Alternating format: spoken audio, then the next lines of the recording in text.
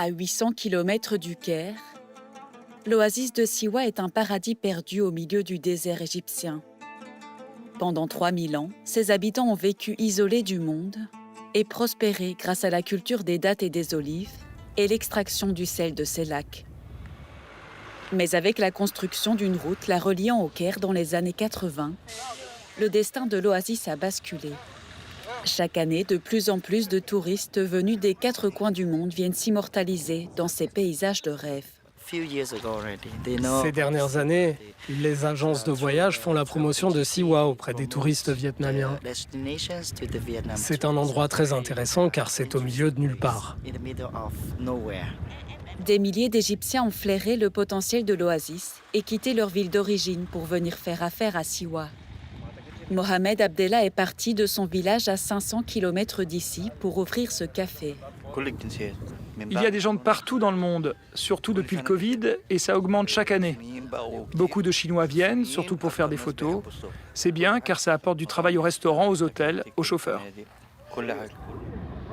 Chaque jour, des autobus et piétons envahissent les rues.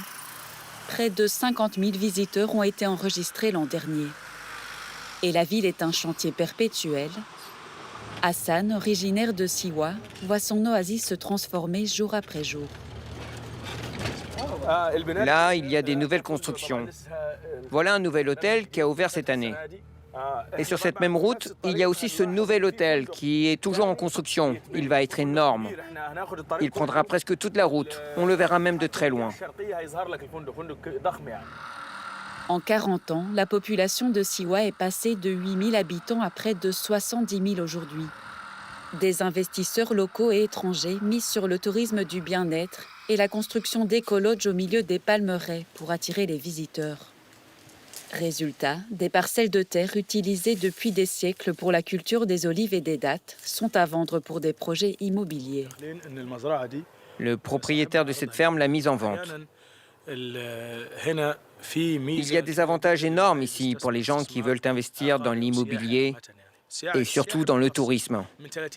Si on fait le compte depuis 30 ans, le nombre d'hôtels créés à Siwa dépasse les 100, alors qu'avant, on les comptait sur les doigts d'une main. Le seul objectif des jeunes aujourd'hui, c'est de vendre leur terrain agricole à un investisseur pour construire un hôtel. Malheureusement, dans quelques années, ils réaliseront qu'il n'y a plus de terre agricole ni de terre pour construire leur propre maison.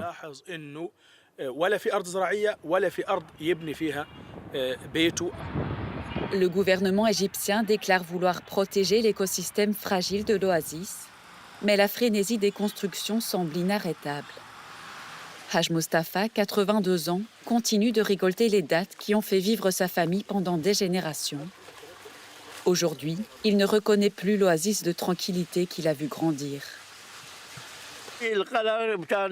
Ça, c'est la citadelle de Siwa. Elle s'appelle Chali. C'était dans les années 40. Cette zone était totalement vide. Il n'y avait que la tombe d'une seule personne. Aujourd'hui, cet endroit est rempli de maisons. Les rues, les habitations, tout a changé.